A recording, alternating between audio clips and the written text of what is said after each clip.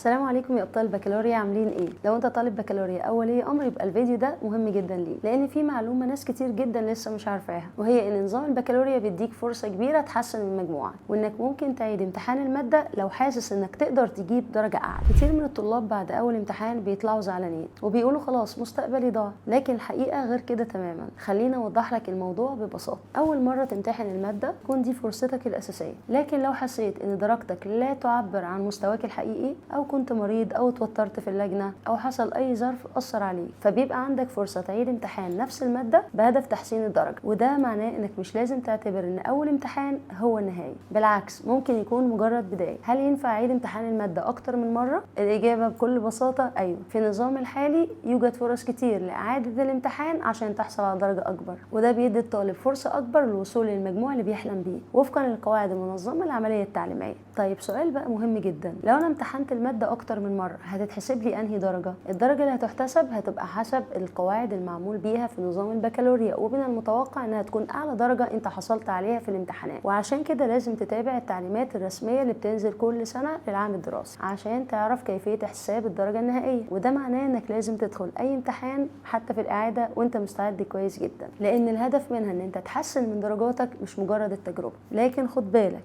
في طلاب اول ما يعرفوا ان في اعاده للامتحان بيقولوا خلاص مش هنذاكر دلوقتي، هنعيد تاني. بس اعمل حسابك ان اول فرصه هي اهم فرصه. كل ما دخلت الامتحان وانت جاهز وفرت على نفسك وقت ومجهود وكمان ضغط نفسي كبير. خلي الاعاده تكون خطه احتياط مش الخطه الاساسيه. عاوزه اقول لكل طالب، لو نتيجتك مش عاجباك ما تفقدش الامل. لو غلطت في ماده ده مش معناه انك فشلت. لو مجموعك اقل من اللي كنت بتحلم بيه لسه عندك فرصه تعوض. المهم ان انت تتعلم من اخطائك. اسال نفسك، انا قصرت في ايه؟ كنت محتاج احل اكتر، ولا كنت محتاج انظم وقتي، ولا كنت محتاج طريقة مذاكرة مختلفة؟ لما تعرف سبب المشكلة هتقدر تعالجها وتحقق نتيجة أفضل بإذن الله. افتكر دايما النجاح مش معناه إنك بتغلط، النجاح الحقيقي إنك تقدر تقوم بعد أي تعثر. وفي النهاية لو أنت طالب بكالوريا أو تعرف حد داخل النظام، ابعت له الفيديو ده عشان يعرف إن لسه في فرصة، وإن مستقبله ما بيتحددش من امتحان واحد. اكتب لي في التعليقات إيه أكتر مادة عايز ترفع درجتها، ولو عايز تعرف أكتر عن نظام البكالوريا سيب لنا كومنت.